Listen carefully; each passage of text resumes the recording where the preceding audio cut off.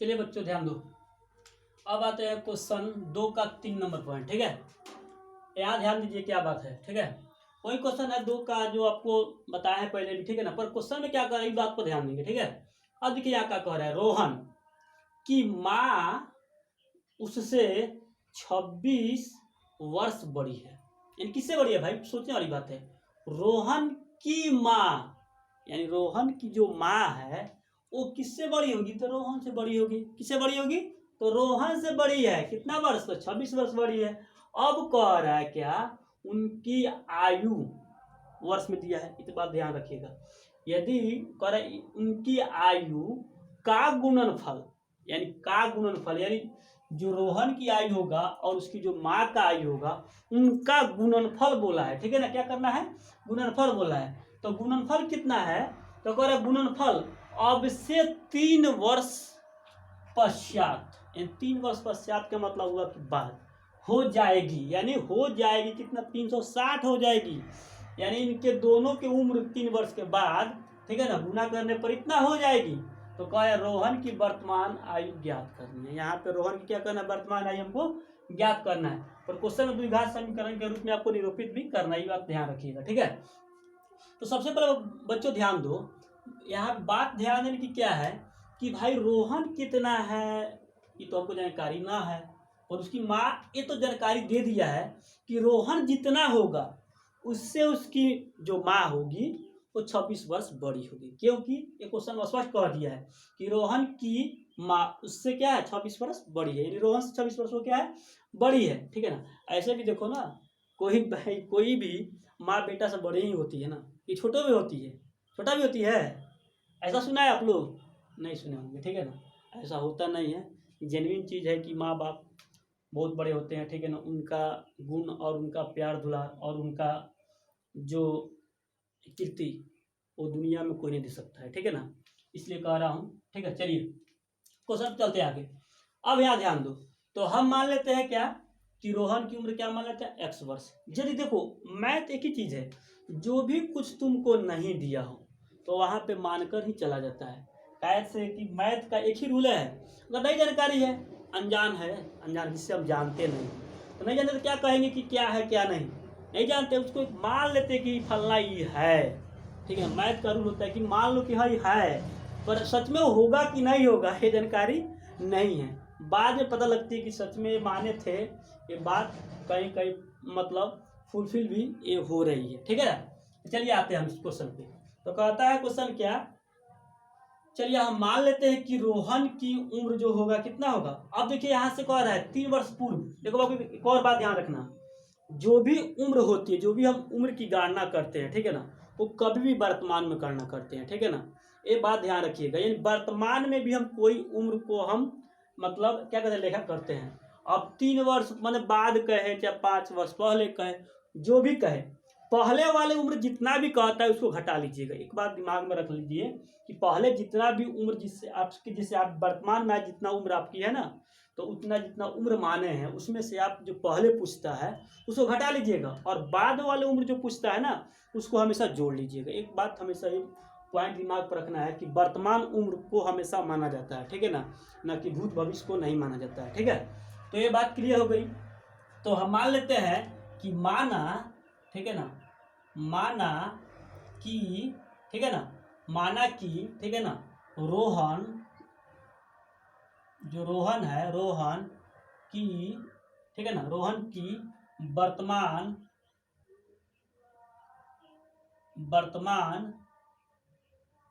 ठीक है ना, वर्तमान उम्र या आयु लिख लो, बात एक ही है। आयु कितना है, x वर्ष है, क्योंकि वर्ष में दिया है। ठीक है ना, देखिए यहाँ वर्ष में दिया है तो हमने x वर्ष उसको मान लिया। तथा अब यहाँ बात दूसरा पॉइंट याद करना, क्या कह रहा है, रोहन की माँ उससे कितना 26 वर्ष बड़ी है। तो रोहन कितना है, x है, तो इसकी माँ कितना होगा, इससे 26 वर्ष बड़ी होगी। यानी x में हम 26 जोड़ लेंगे। क्या करेंगे, हम जोड़ लेंगे। तो लिखेंगे क्या, रोहन की माँ की उम्र, रोहन की माँ का वर्तमान वर्तमान आयु कितना होगा x प्लस 26 वर्ष होगा, क्योंकि x प्लस 26 वर्ष हो जाएगा, ठीक है ना। ये अब रोहन की आयु वर्तमान उम्र हो गया कितना x वर्ष, और रोहन की माँ की वर्तमान उम्र कितना हो गया x प्लस 26 हो गया, ठीक है। यहाँ से कोई दिक्कत नहीं, दिक्कत। अब चलते हैं, देखिए अब आगे क्या कर रहा है। अब कर अब से, यानी अब से मतलब वर्तमान से, अभी मतलब क्या है वर्तमान से, जो हम वर्तमान माने ना वहां से कह रहा है कि अब से 3 वर्ष 3 वर्ष पश्चात मतलब बाद में 3 वर्ष पश्चात कितना हो जाएगा 360 हो जाएगी, यानी उनको दोनों का उनका गुणनफल कितना हो जाएगी, इतना हो जाएगी, ठीक है ना। तो अब से 3 वर्ष बाद, तो हम लिखेंगे क्या है, यहाँ लिखेंगे हम 3 वर्ष बाद की दोनों का उम्र, ठीक है ना। 3 वर्ष, ठीक है ना, 3 वर्ष बाद की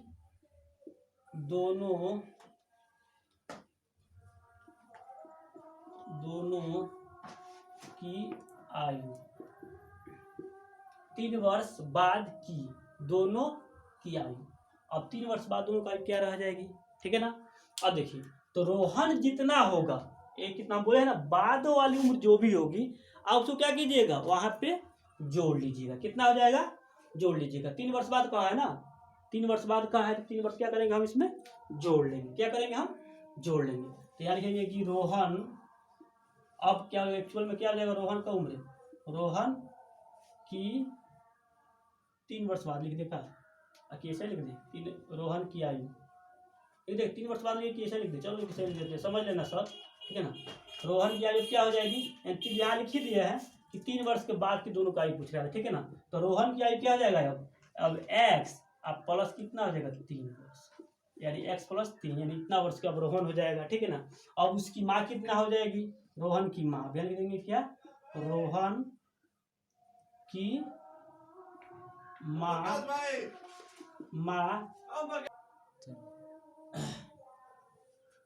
अब क्या हो जाएगा, देखिए रोहन की माँ की आयु,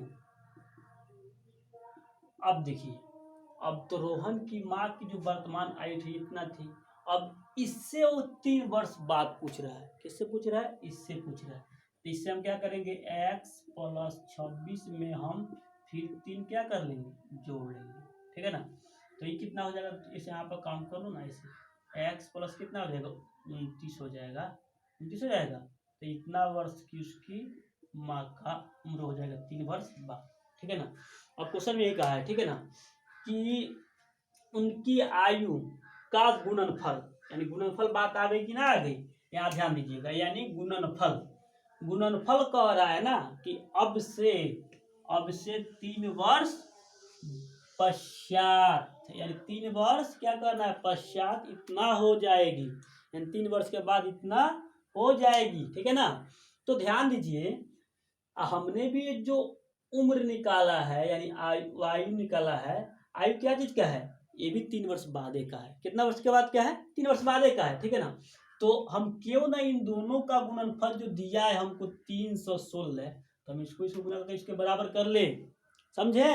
तो इसको और इसको हम क्या करेंगे, गुना करके हम क्या करेंगे, बराबर करेंगे, ठीक है ना।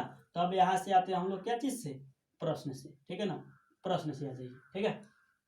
तो प्रश्न से आते हैं तो क्या हो जाएगा, अब देखो, जो एक तो पुत्र की आयु हो गई, ठीक है ना, पुत्र की आयु हो गई, और इसकी माँ की आयु कितना हो गया, x प्लस 29 हो गया। अब कह रहे गुणनफल, तो इसमें दोनों में गुना कर दीजिए, ठीक है ना।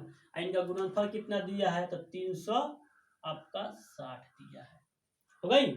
चलिए अब हम गुना करते हैं। तो x से हम ऐसा भी क्वेश्चन पहले बता चुके हैं, ठीक है ना, x से पहले इसमें गुना करेंगे, तो फिर x से फिर इसमें गुना करेंगे, फिर 3 से इसमें गुना करेंगे, फिर 3 से इसमें गुना करेंगे, ठीक है ना। तो ये बात दिमाग पर रखिएगा। तो x से x में गुना होगा तो क्या हो जाएगा, x स्क्वायर हो जाएगा, x से यहाँ प्लस है, देखिए यहाँ भी प्लस है, तो यहाँ प्लस प्लस डाल दो, ठीक है ना।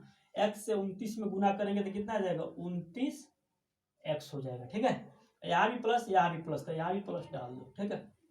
अब 3 से x में गुना करना है, क्योंकि हमने इससे तो दोनों में गुना कर दिया है।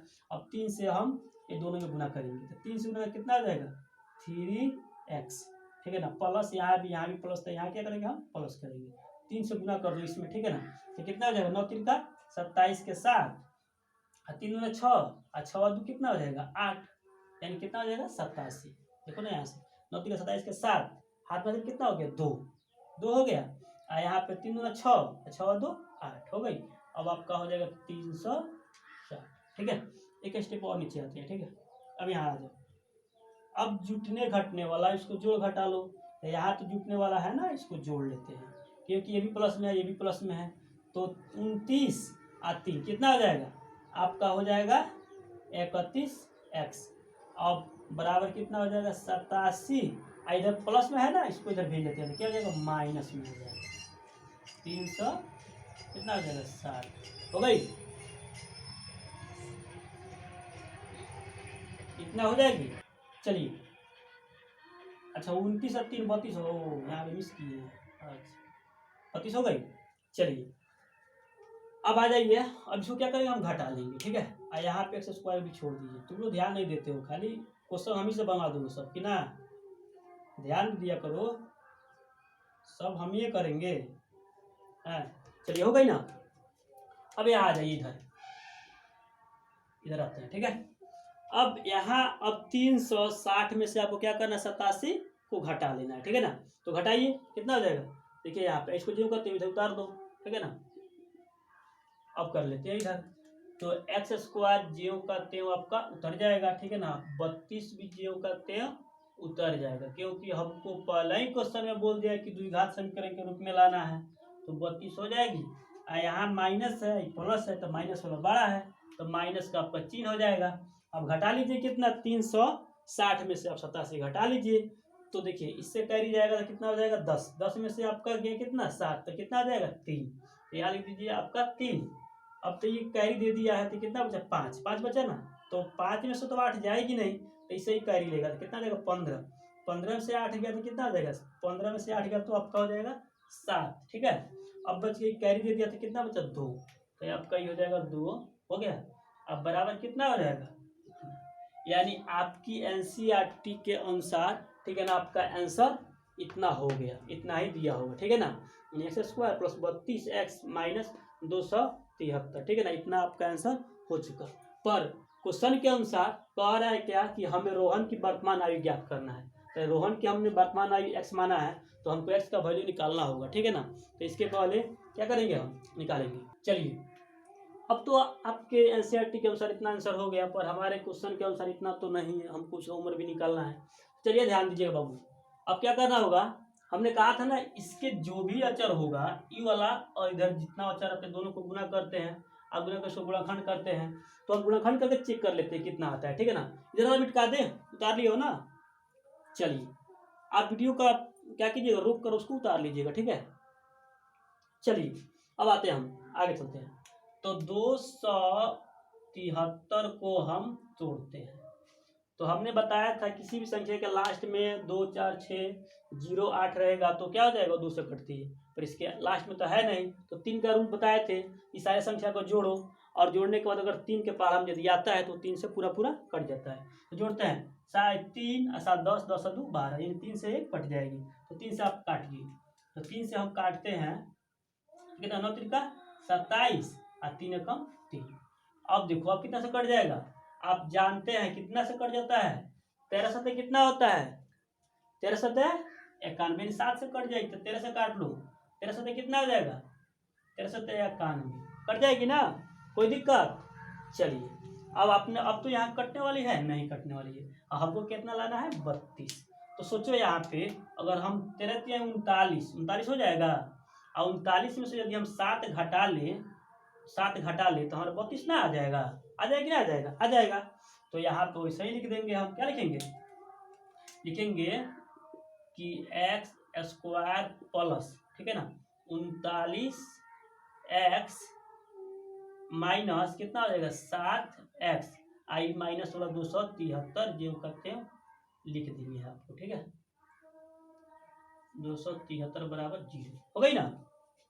अब चलिए देखिए 4 पार्ट मिल गया हमको, 1 2 3 4 पार्ट मिल गया ना। अब इसमें क्या करते हैं हम लोग पेयर लगाते हैं, जोड़ा लगाते हैं, तो जोड़ा हम लगाते हैं तो दोनों को जोड़ा लग गया। अब जोड़ा लगाने के बाद हम कॉमन करते हैं, तो इसमें से कितना कॉमन होगी अब चीज़ हम देखेंगे, ठीक है ना। इसको मिटा देते हैं बाबू, ठीक है। अब यहाँ ध्यान दो, इसमें दोनों में दिख रहा है हमको एक्स, तो एक्स कॉमन कर लेते हैं, एक्स कॉमन हो जाएगी ना, तो एक्स कॉमन हो गई।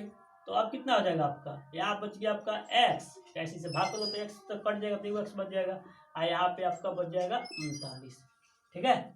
ऐसे ये भी कट जाएगा ना एक्स से, तो खाली बच जाएगा 39, और यहाँ पे -7 कॉमन कर लो, ठीक है ना। तो आपका कितना हो जाएगा, तो यहाँ पे 7 से भाग करोगे तो 7 कट गया, तो कितना बच गया एक्स। अब माइनस मैंने सब बताया था ना, प्लस हो जाता है। अब देखो कौ बार हो जाएगा, तो 39 बार में आराम से भी क्या हो जाएगा, कट जाएगी, हो जाएगा। चलिए अब तो दोनों का देखो, दो को जोड़ा लग गया ना, तो अब इसमें से कोई लिख लेते हैं इधर, ठीक है ना।